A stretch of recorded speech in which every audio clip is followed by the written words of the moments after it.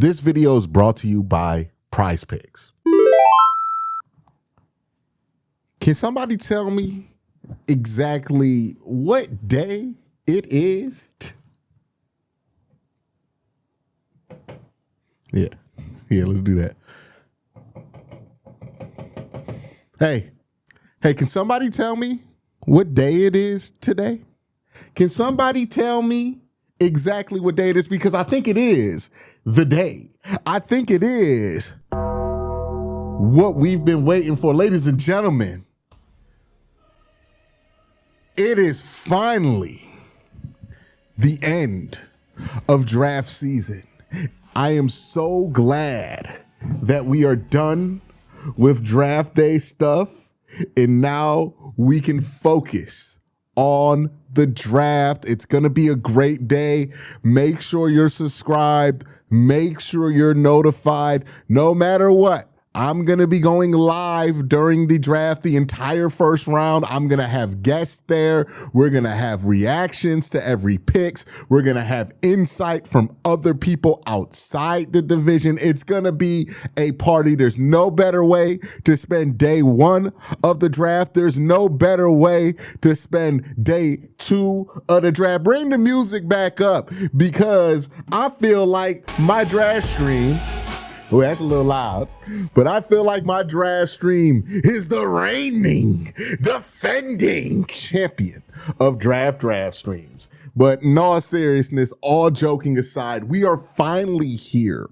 for the NFL draft. This day is finally upon us. We'll find out what happens in the first 32 selections of the NFL, and that's going to set the table for what else happens in this draft. And as customary, as custom, I like to do a final mock draft. This is going to be not just a representation of what I think the Browns are going to do, based not really on rumors. I don't like to go on rumors, speculation, what I hear from people who claim to really know what's going on. I like to base this just based on what the Browns did in free agency and what they've been signaling with their visits and everything else like that, right? Just kind of just trying to play and understand what it is that the Browns might do today. This is going to have somewhat of my opinion in here, because obviously it's my video, but I'm also going to base this on what I believe the Browns would do. There are a lot of players I like that I want the Browns to draft that I'm pretty sure they have no shot at drafting because they don't like those players. But we're going to get into that and talk about this draft and go through the final mock draft. But before I do that, got to thank my sponsor, PrizePicks. Hey guys, let me talk to you real quick about my sponsor, PrizePicks. It's a fun way to win cash while you're watching your favorite teams. Forget the complex betting rules that can sometimes be a little confusing. Their app is designed to be incredibly easy to use. Just pick more or less on a few player stats and lock in your lineup. As we all know, the draft is today, and I've used the PrizePick app to make a prediction about the draft.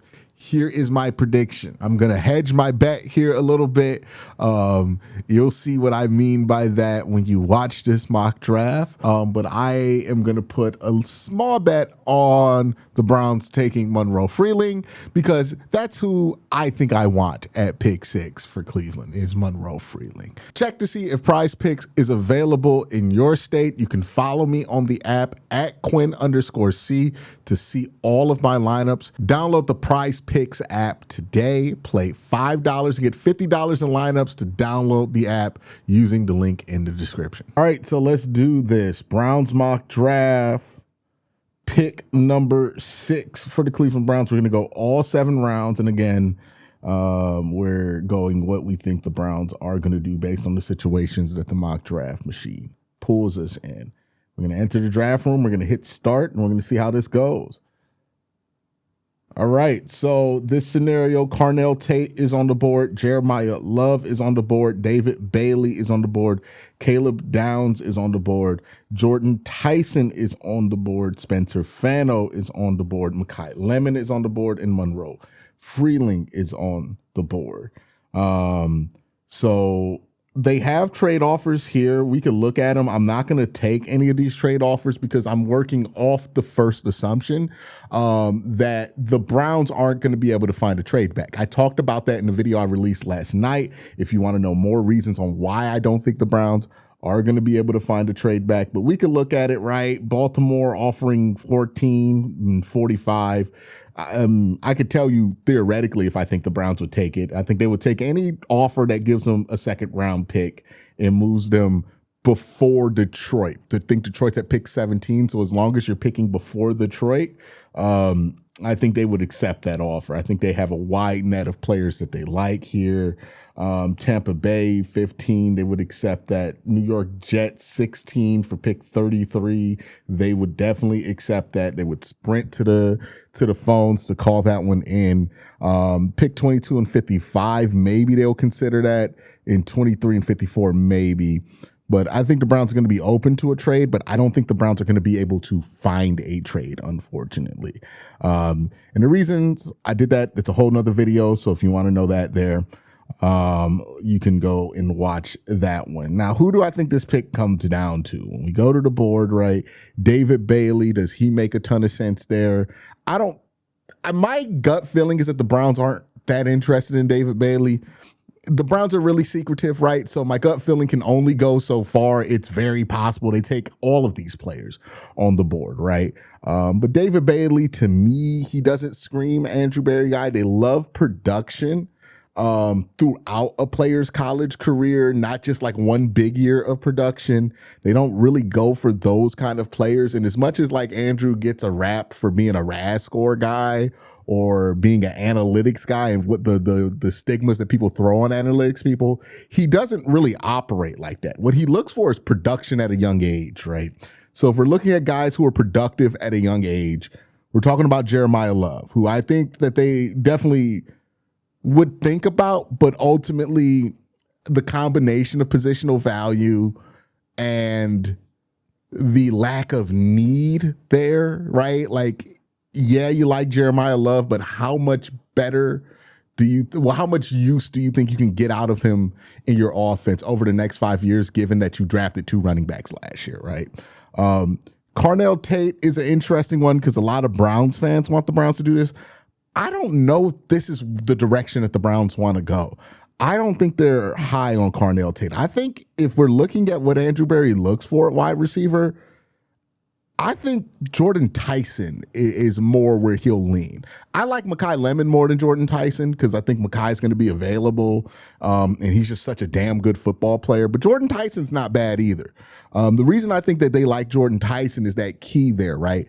The Browns like players when they draft them early who've been productive for a significant period of their college career. You look at somebody like Mason Graham, right? Mason Graham was productive his entire college football career, and he was young when the Browns drafted him. You look at somebody like, who else did they draft? JOK, productive 3 years in his college career. They like productive players early that are young. So that brings my eye to Jordan Tyson. That brings my eye to Jeremiah Love. That brings my eye to Caleb Downs. Maybe Spencer Fano, Mekhi Lemon, Monroe Freeling. I really like Monroe Freeling. And given the news about Francis Mauigoa's back, I do wonder if that changes things because I think the traditional profile for what the Browns look for, they would go Mauigoa. But I don't think Mauigoa is available right now in this mock. So given that that's the case, you would think Monroe would be tackle number 1. But it could be possible. Again, they like guys who've played more. Maybe they're higher on the idea of a Blake Miller at 24 or something like that, right? That's something they can consider. But yeah, I think the guys that they're going to like here are Tyson, maybe Freeling. You know, I don't really have a great grasp on what they like at tackle. We've been hearing a lot of stuff. I would have to imagine if Mauigoa is gone, Freeling is the pick there. But I think it would come down to a decision between Jordan Tyson and Monroe Freeling. Monroe Freeling is more of that idea of what Andrew Berry wants as far as like the stereo, like not the outsider view of it, right? The RAS score is great. The mobility is great. The athleticism is great. I do wonder how much the fact that he just did not play that much early in his career affects the evaluation of Monroe, because that's a really big part in this, right? I think it comes down to Tyson and Freeling here. Maybe you could throw in Spencer Fano in there. I think they have to imagine that he's not a tackle at the next level. The short arms, the lack of play power sometimes when in space. I don't think he's going to be a tackle at the next level. If it were me picking in this spot, I would go Monroe Freeling. But I think the Browns like the back half of this tackle class. And I think they're more willing to trade up from 24 than maybe we anticipated. So that being the case, I actually think they go Jordan Tyson here. He just fits a lot of the things that Andrew looks for. They brought him in on a visit. The Browns almost certainly are going to draft somebody, especially at 6, that they brought in on a visit. Yeah, the injury history is there, but Andrew has talked about it before that he doesn't mind taking wide receivers, especially or players who got injured by freak accident instead of like something that looks chronic to them. So I don't think they're scared off by the injury red flags. If you're looking at, quarterback friendliness of his style of play, he has a pretty quarterback friendly style of play, and the upside, right? Like you don't have to sell people on the upside of Jordan Tyson. It's pretty obvious. So I think this situation, right? Malinois is gone off the board. They probably go Jordan Tyson. I think that's where they would sit at. I think that's the wide receiver that they have number 1 on their board. We will see what they actually have on their board as we go on. But now we're going to kind of look here, and we're going to be on the phone with New York to try to trade up to 16 to beat out Detroit for a tackle here. Or if there's a run on tackles, we're going to jump on that train. So let's get that going here, right? Carnell Tate, Jeremiah Love, Caleb Downs. You feel pretty good, right? Baltimore's probably going to take a tackle. Tampa Bay maybe take a tackle. But, we're going to see what Baltimore does here, and then we're going to call the Jets and try to make a move there. Okay, so Baltimore took Fano. We are fine with that. Tampa Bay took Sadiq. All right, we're going to try to work a trade with New York here. So let's get on the phone with New York. All right, so the trade I'm going to put in here is sending the Jets to move back a few spots, extra 5th, and a 2027 4th. Let's see if they want that. They don't want that. So they want a little bit more there. Okay. So let's give them 107.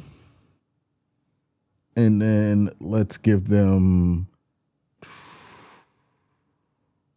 one of our 5th round picks next year. So 107, 2027 5th, pick 24 to move up to 16. All right, the offer is sent in. They have accepted. We are now on the board. In this situation, we're looking at offensive tackle. And again, this is where it gets interesting. Who do the Browns value at offensive tackle here? We've heard a lot of noise about Caden Proctor.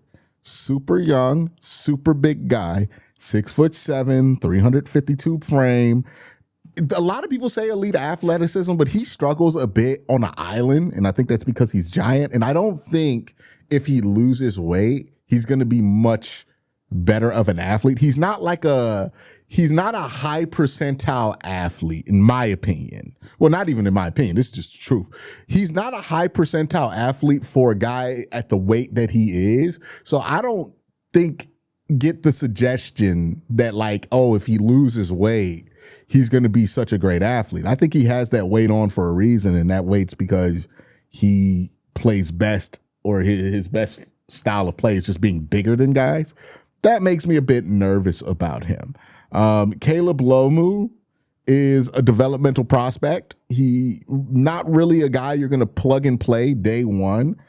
Somebody that you're going to have to be patient with. He has some ugly tape out there that can scare you off of him, but the tools are there with him, right? Caleb Lomu is kind of like what people on Twitter think Monroe Freeling is as a tackle prospect, right? A lot of people talk about Monroe Freeling as like a mystery box. Oh, he's super raw. No, Monroe Freeling has a pretty good floor as a tackle. Certainly more he can learn. Certainly better technique can be had there, but still a pretty solid player day one, in my opinion. Caleb Lomu is purely developmental.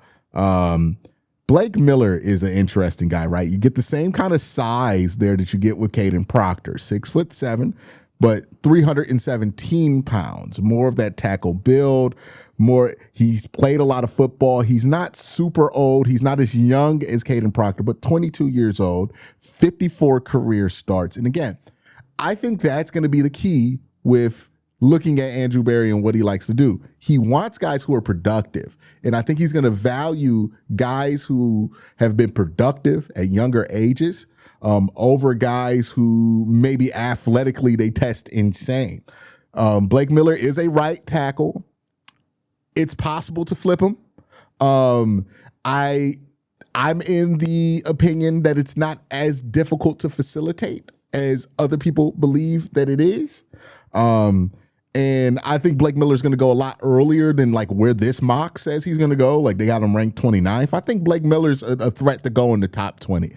So I think the Browns jump up in front of Detroit and they take Blake Miller. Tell me what you think of that down in the comment section below. But so far, Jordan Tyson, Blake Miller. We're waiting to get to pick 39. Chris Bell just went, but that's okay because we already got our wide receiver. So we got wide receiver handled. We got tackle handled. So now what do the Browns look for, right? We're looking at this board, right? There's some interesting names here. Zion Young is a impressive athlete at the edge rusher position with good length, who might be something that the Browns are looking forward to or looking for. D'Angelo Pons is a player that gets a lot of people excited. He's a undersized corner, but one hell of a football player, right? My guess is I don't think the Browns are that high on D'Angelo Pons, right? The kind of team that's going to buy in on D'Angelo Pons is not built like the Cleveland Browns, whether you like that or not, right? The Browns aren't a team that's going to ignore somebody being that far out the traditional realm of what's usually successful. The Browns use a lot of data. They're not going to be comfortable with the 5'9" corner. That's my guess. If I'm wrong there, I'm be happy to be wrong because I like D'Angelo Pons, but I'm pretty sure they're not the team that's going to be gung-ho to do that. Malachi Lawrence could be interesting. He's a good edge prospect. Got to see him at East West. Jacob Rodriguez is interesting. I think this is one where the Browns start to listen to some trade offers because some of the guys that the Browns want, they feel like are going to be available a little bit later on here. I think the Browns are looking to address secondary. So let's see what's offered here. The Jets want to trade up 43 to 125. The Jets want to give us 103 back. It's so unrealistic to move up to 44. I mean, we could have just got that swap done when we made the original trade. And that would have been all fine with me. Detroit wants 50, 118. Let's say we get a deal like what New York's offering here, and we move back a few spots. Okay, so we already took wide receiver. Maybe we revisit that later on. I think A.J. Halsey is an interesting player, was productive before he transferred to LSU. Another productive player there. Troyden Stukes is a player that I think the Browns aren't going to be that interested in, right? 24 years old, usually away from the guardrails of what the Browns like to look for in that round at that position. Pond's still there, but I think just him being 5'9" is going to probably kick him out for the Browns. Let's see. Eli Stowers could be interesting. The Browns would like to go in that direction. They do view tight end as pass catcher instead of just tight end. But I think they make a move here, and they go Connor Lew here out of Auburn, address that center position. We heard Todd Monken talk. We heard Andrew Berry talk. It seems like they're unsettled at center. So you can bring in somebody you take in the second round to compete for the position. Halsey, I think, would be a good selection here too. He gives you that ball hawk over the top, but I think they're going to value the production from Connor Lew at a young age and the fact that he's 20 years old with a really high ceiling at center. And given that the Browns are going to run a ton of counter, if you look at that Todd Monken playbook, there's times where they ask those centers to kick, right? So that's going to be something that they value, athleticism at the center position. If you're looking for an athletic center, Connor Lew's where you go. They probably go Connor Lew here. Or at least in my opinion, they go Connor Lew here. Probably is not a word we should be using. By the way, I saw the Pittsburgh Steelers took D'Angelo Pons in this mock, and that is nasty work, man. Nasty work for me. All right. So now we're at our third round selection. Eli Stowers is there. If Eli Stowers is there, the Browns are taking him at 70. I think that's stone cold. You can lock it in. If Stowers is there, they'll do that. And that's their double dip at receiver. All right, we're going to go to about pick 104 now. Remember, we made that trade with the New York Jets.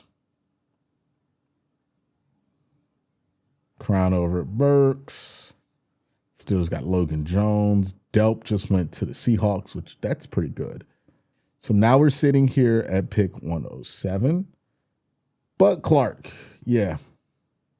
Bud Clark. We're later into the draft. We're in day 3. I think we're more willing to take a older player at this point. Bud Clark can come in, play free safety, play nickel, be a good football player for you. Let's get Bud Clark here. Yeah, the reason I stopped myself from using the word probably is this is the draft, man. By the time we're in pick 107, that's 106 variables before that selection. And that's not including trades and other outside factors, news stories that could break late. There's no such thing as probably when trying to predict the draft, even if we're only talking about pick 6. So yeah, nobody really knows because the Browns don't know what they're going to do at pick 6 right now, right? They're going to be pretty reactive to their board.